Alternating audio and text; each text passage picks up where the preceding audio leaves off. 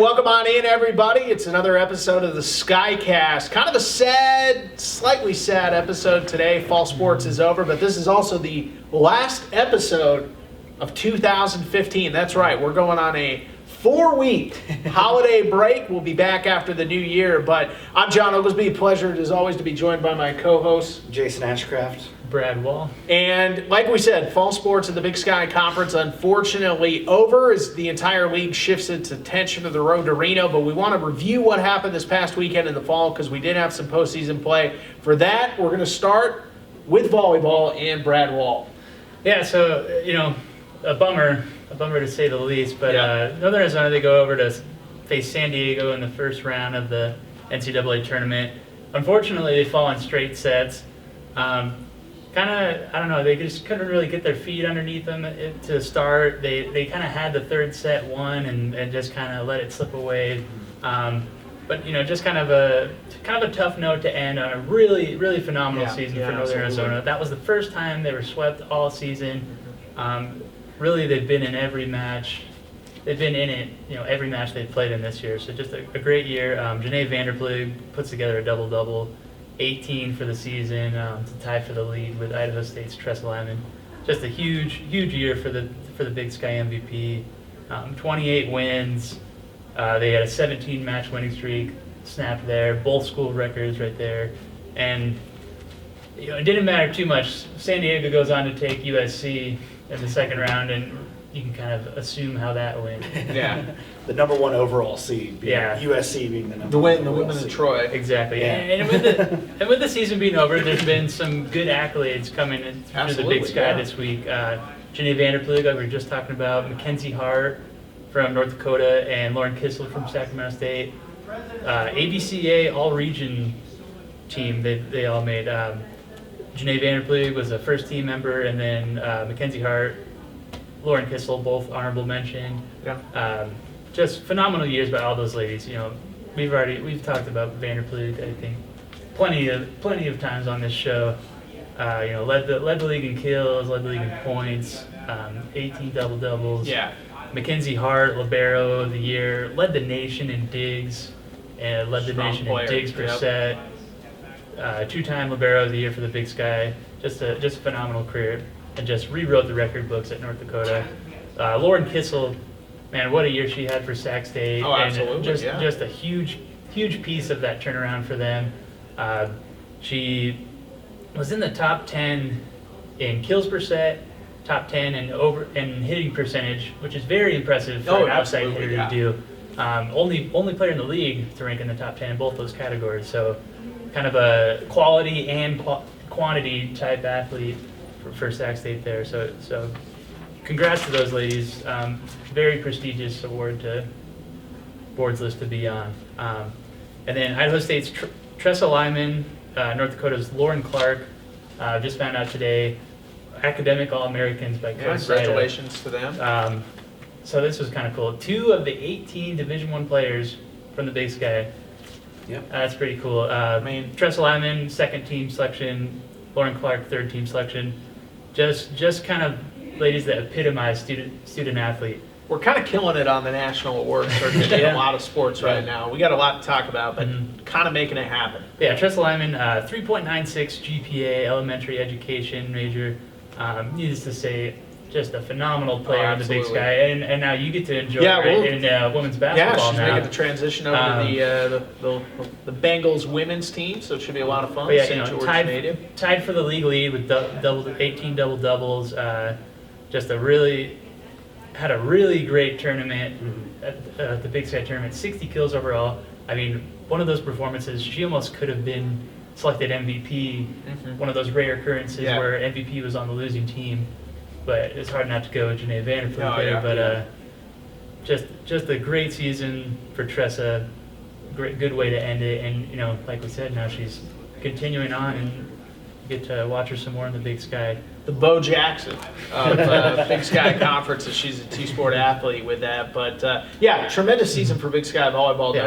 Lauren Clark, I need to also say, 4.0 GPA in chemical engineering. It's a fairly strenuous major. Yeah, that's a That's lot of studying involved. One of 5 4.0 GPAs among those 18 ladies.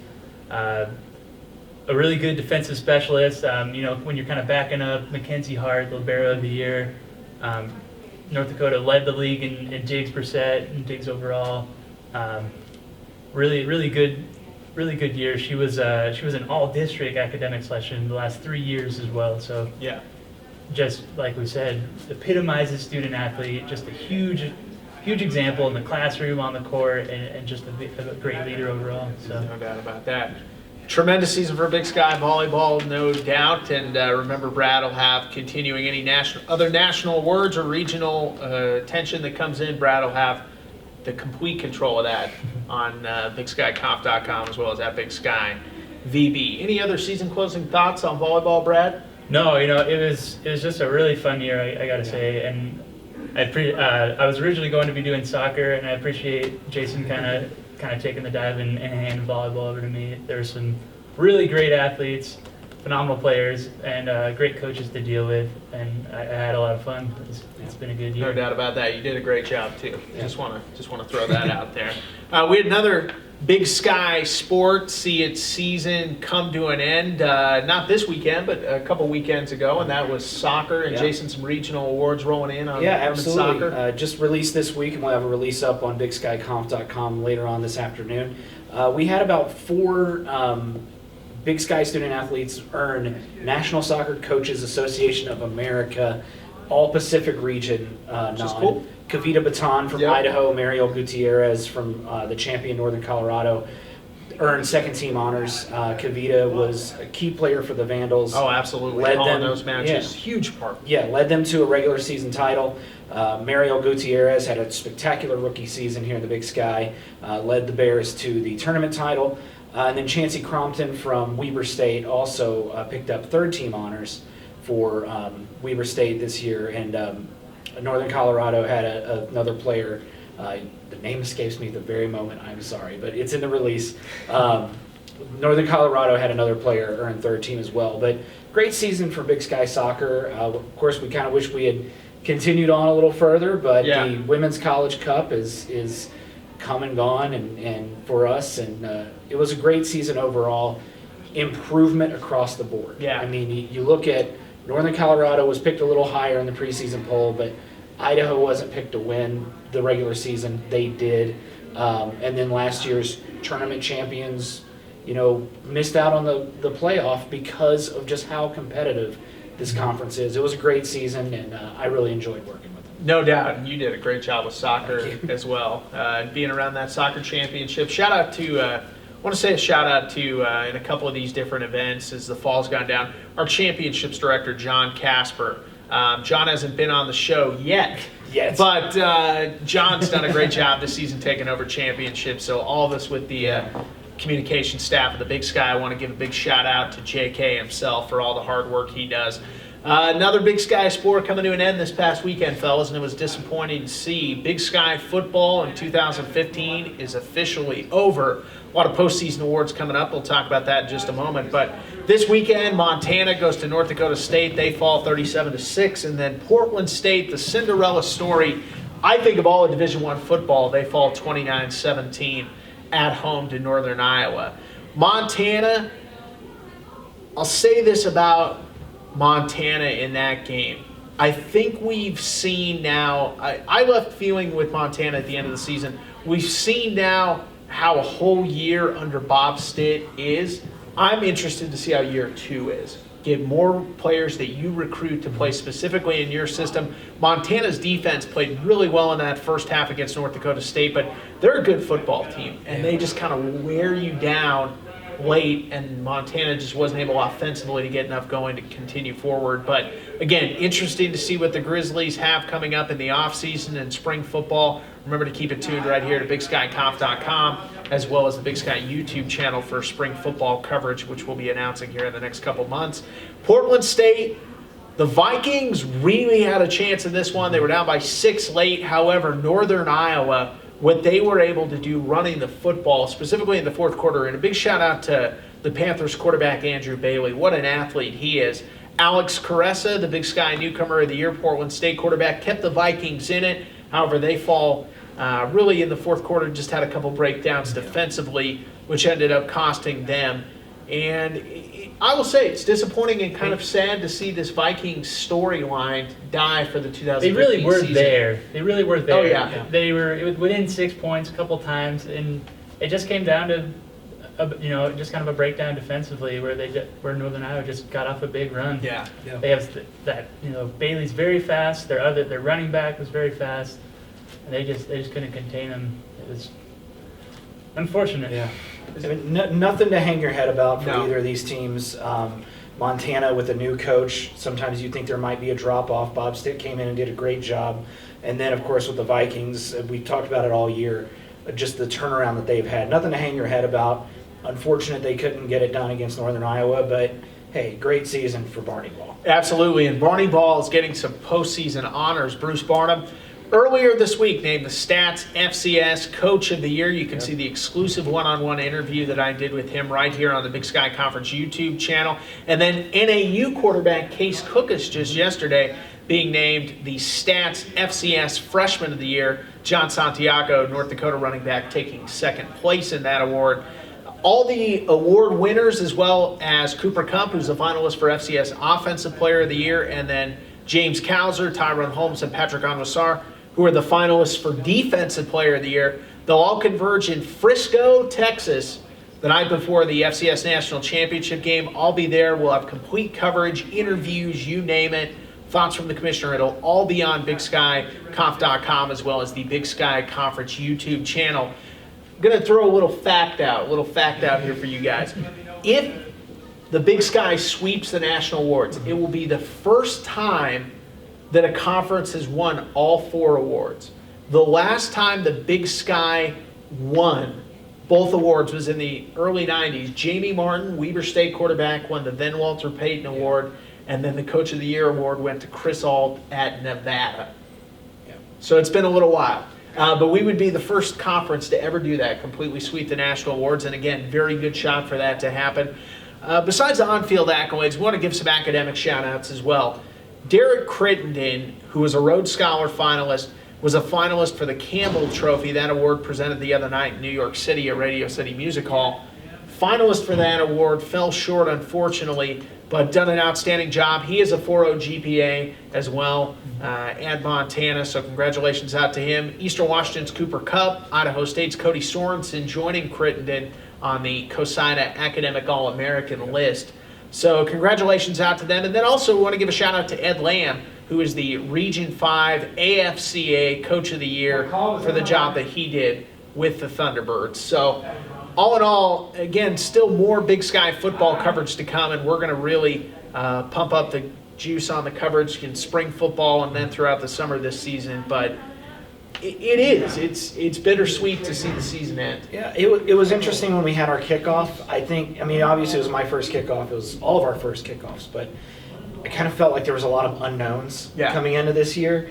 And to end with as many national awards as we've had and hopefully will have, with as many academic awards as we've had, Coach of the Year awards, it is a bittersweet feeling because it was kind of a surprising year, I think, for a lot of us. And it was a great year. We wish it was still going, but I was happy to be a part of it, what little part I played in. Yeah, it was great. You get excited for next season already. Yeah. You got very talented freshmen, Santiago Cookus. You got Cooper Kupp coming back for Eastern Washington. Yeah. You kind of got a lot of new coaches. You want to see how they do in year 2. See how the recruiting process goes in the offseason. And hopefully a lot of Montana those, State getting a new head coach as well. Congratulations out to Jeff Choda on that. And hopefully a lot of those coaches sticking around as well. Yep. So I think, I'm with Brad. I'm ready for the next season to kick off already. Yeah, it's it's interesting as a football SID, you invest so much of your life as you guys do as well, and then when it ends, there's just this bittersweet feeling of you kind of have this free time. Yeah, a little bit of free time. You're like, well, wait a minute. Yeah, what's going on? So we're sad to see football come to an end, but a great job out there to all the dedicated coaches, student athletes, and administrators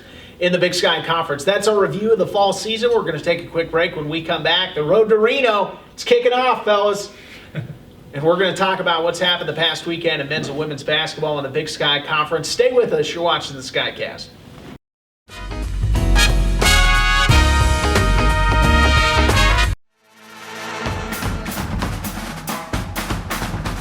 A new era has come to Big Sky Conference basketball. 24 teams will invade the Reno Event Center on March 7th. Make plans to join us in Reno, where you'll be the witness to all the basketball madness you can handle. Tickets are on sale now. Visit www.roadtoreno.com to get all the details on how you can join your team on the road to Reno.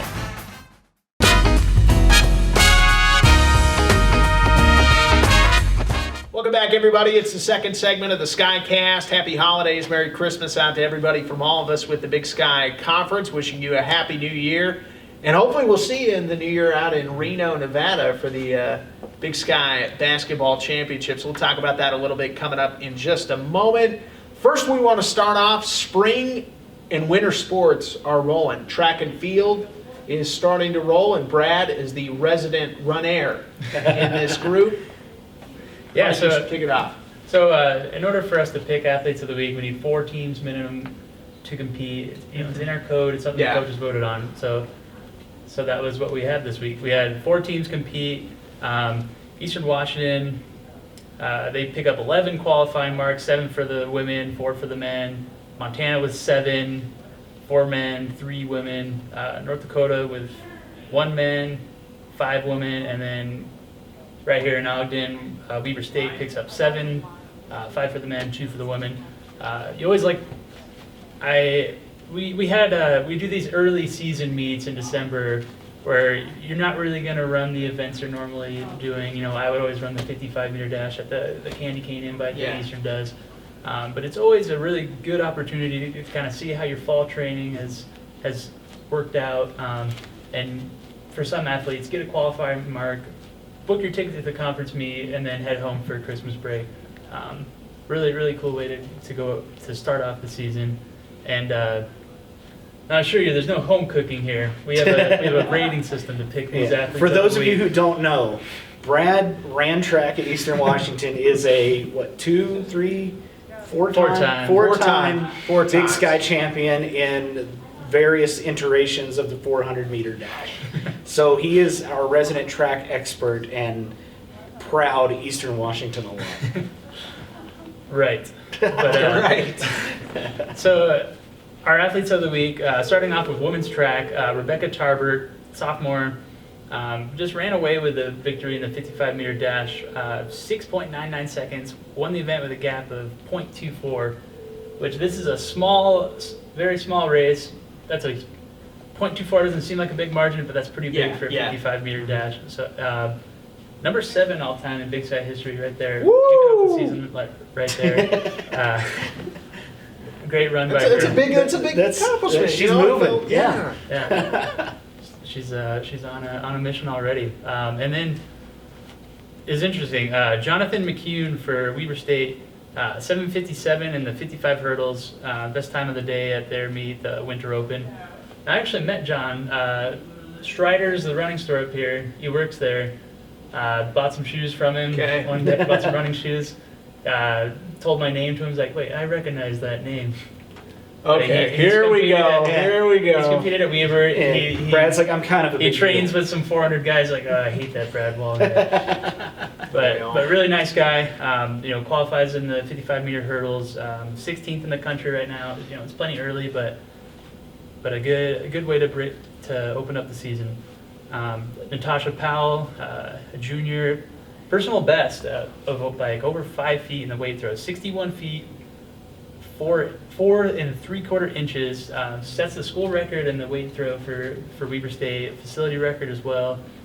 Now that's a huge way to start off the season and really kind of cement yourself among national leaders. Yeah.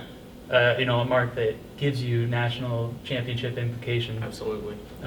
So great day in the ring by Powell, and then Aaron Poland. Now this is first meet for Eastern, first meet in an Eastern uniform. Puts together a score of 4,965 points to win the heptathlon at the Candy Cane meet. This Aaron Poland, he's actually he's from the Centralia, Washington area. Okay. One of my good buddies from college actually trained him last year. He was a pole vaulter. Kind of got his little feet wet a little more with some different events. get stronger in them and stuff. And man, you could tell it's working. He came into Eastern and already put together the number 2 all-time performance at Eastern.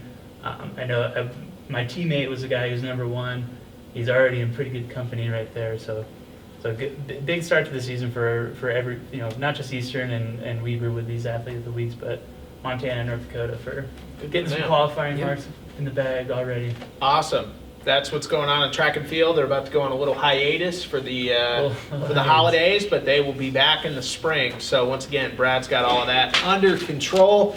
Women's basketball in the Big Sky Conference last week. I want to start out first, congratulate our player of the week for this past week, Montana's Kaylee Valley. She scores 20 in a win over Cal State Fullerton.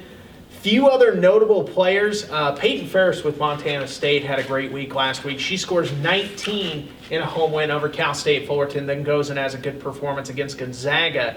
Lady Zags take down the Bobcats, but a good performance for Peyton Ferris as well as Allie Ford. Allie with a great performance last weekend as Idaho downs Wyoming. Vandals receiving votes in both national polls. They lost last night at Texas Tech, but still, Idaho been a real positive surprise in the Big Sky Conference this season. It'll be interesting to keep an eye on them. Looking at some other notable teams after this past weekend, Weber State goes down to the great state of Texas, picks up 2 wins. Stephen F. Austin and beat another team for the Southland Conference there. The Wildcats are 6-1. They host BYU tonight at the D Event Center. I'm going to go up to that game. I'm actually excited. Weber State's had their struggles, everybody knows, for the past few years, but this program this season, off to a really good start. They appear to have found something. Well, last season you could kind of see the hints of it. We talked about Regina Okoye before. I think they led the nation in steals last year. They had a little few of the pieces ready to go. I think this year they've just gotten the offense going, and it's really helped them out. Hats off to them for the improvement so far. Top 4 teams in the league: Idaho, Weber State, Montana, and Montana State. So some of that consistent with some of the preseason polls, a lot of it not so consistent with the preseason polls. We'll have to see what happens there. Do want to say North Dakota's on a couple game winning streak. They had a slow start. They're starting to get it going. Montana's starting to get it going.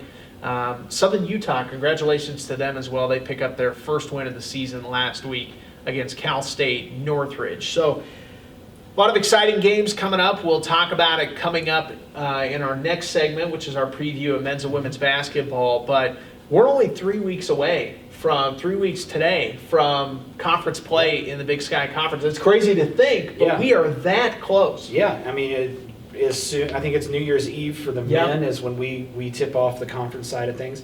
I guess I'll just roll on into men's basketball. We want to give a shout out to Justin Strings, this week's Player of the Week from Sacramento State. His first Player of the Week honor. He averaged 19.5 points, 3.5 rebounds in 2 games last week. The Hornets dropped a tough one to UC Davis. They split the season series with them, and then turned around and defeated Incarnate Word, which is a Division I team out of the Southland Conference. Strings posted a career-high 23 points on 9 of 16 shooting from the field. And here's the thing. He's a big man. He's a forward. 3 of 6 from the three-point line against Incarnate Word. The guy can shoot. He can spread the floor. A couple other top performances we want to talk about. James McGee from Southern Utah. He had 35 points in 39 minutes of play in 2 games against Laverne and UVU last week. Corey Baldwin coming off the bench with 16 points per game in North Dakota's, the Fighting Hawks, 2 wins last week, one of which was over Bradley out of the Missouri Valley Conference. Good win. And Joel Ballenboy, we're going to talk a little bit about him a little more in just a second, but had a great game against BYU. Unfortunately, they dropped that one. The Cougars made a little bit of a second half run, and Weber State couldn't make up the difference. Ballenboy is leading the nation. He's tied with one other player in double-doubles. 9 double-doubles every game he's played this season. You can chalk him up. Last night, Weber State fell at Utah Valley in double overtime. Kind of a disappointing loss. Ballenboy, 28 points, 20 rebounds against the Wolverines. I mean, I remember as a media member covering Joel Ballenboy and like at their NCAA tournament appearance a couple years ago in San Diego. He completely obliterated Arizona's Aaron Gordon, who ended up being a lottery pick in the NBA draft by the Orlando Magic. I'm embarrassed. Yeah, and one of the things I noticed at against BYU down in Salt Lake City, I think he was 2 for 2 from beyond the arc. Yeah. And they were legitimate NBA level 3-pointers. The guy can shoot. Unfortunate loss last night. Got to give a shout out as well to Montana going to Gonzaga in Spokane, in the Kennel. It was a heartbreaking loss. Had a good look there at the end.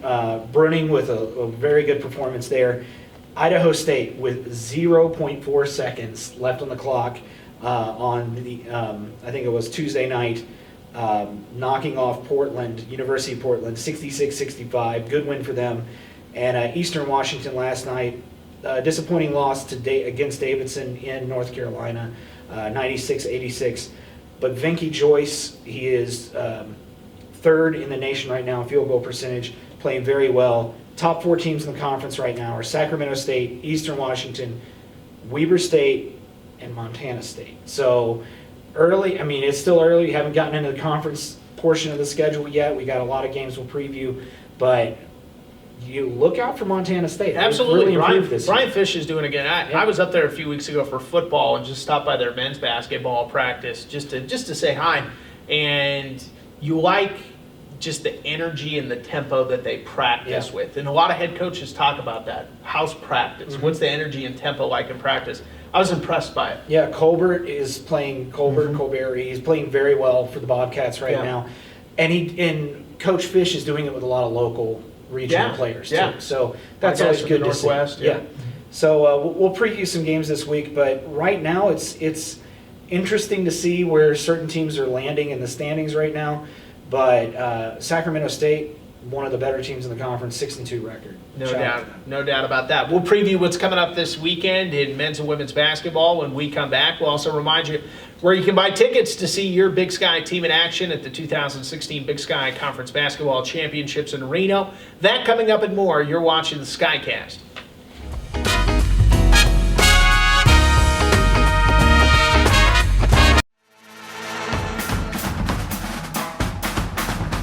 A new era has come to Big Sky Conference basketball. 24 teams will invade the Reno Event Center on March 7th. Make plans to join us in Reno, where you'll be the witness to all the basketball madness you can handle. Tickets are on sale now.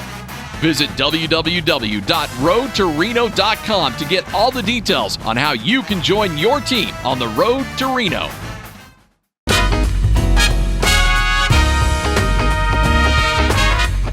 And welcome back, everybody. It's the final segment of the SkyCast for the 2015 year, really. We're going on hiatus for the holidays coming up after this weekend. Next week, not because we'll be off, but Jason will be traveling up to Eastern Washington for some men's basketball-related stuff, so we will not tape next week. But on behalf of all of us and the entire Big Sky Conference, we appreciate your support this year. Hope to have a great 2016. And looking forward to seeing you all once again in Reno. We want to preview what's coming up in men's and women's basketball. We'll start with women's basketball first. Some good games coming up this weekend against Mountain West's opponents. I do want to say the RPI for the Big Sky Conference right now is at 15, which not bad considering where the league has been in the past couple of years, ranked ahead of Western conferences like the WAC, like the Mountain West. So we'll try to continue to pick up some wins over some Mountain West teams. BYU at Weber State tonight. That's a West Coast Conference team. The West Coast is 10th in RPI, but that would be a big win for the Wildcats if they could get it. Montana goes on a 2-game Mountain West two-step. They go to Colorado State tonight, then at Wyoming on Saturday. A couple other big games. North Dakota hosts in-state rival North Dakota State on Saturday, so interesting game there. All these games available on watchbigsky.com as well. Idaho. They lost to Texas Tech the other night, but they got a big one coming up against the 6th-ranked team in the country, Oregon State, on Saturday. Boy, would that be a big win for the Vandals if they could pick it up. Big for the conference, too, as well. Air Force going to Southern Utah. We'll see if the Thunderbirds can kind of keep up some of the mojo that they have got. And then here's a game you want to watch for sure. 2 o'clock Pacific time, or 2 o'clock Mountain time rather. Watch BigSky.com. NAU hosting Division II Dixie State. But make sure to just a little bit of a plug. Make sure to want to watch that game as NAU tries to continue to build. see what happens in that game. But again, we talked about it in the last segment. Big Sky women's basketball right now definitely improved over last season. There's no doubt about that. The depth in the conference has improved. These last few weeks, it'll be interesting to see how much the league can help itself come NCAA tournament time as far as seeding by really raising the profile of that RPI. Yeah, this is where you make your case to the committee that, because you're going to go to the conference, teams are going to beat up on each other a little bit. You never know how that works out. You might have one go on a big run, but this is where you make your case that the Big Sky can play on the same court as a lot of these other conferences around the country and hopefully get yourself into a seed that allows you to maybe move on to the next round. No doubt about that. I've been really impressed with the scheduling for our Big Sky women's Absolutely, there's been some teams. good games this taking season. on some teams that ranked pretty well, taking on some teams that are comparable to them, taking some teams that are above them in the RPI conference rankings. Really just giving our conference as a whole a chance to rise a little bit. Yeah, I like how many Western games we've scheduled against. I mean, of the Division I conferences out west, you got the Big Sky, the Pac-12, the Mountain West, the WAC, and then the Big West. There's been a lot of games with all of those teams in all of those Division I leagues out west.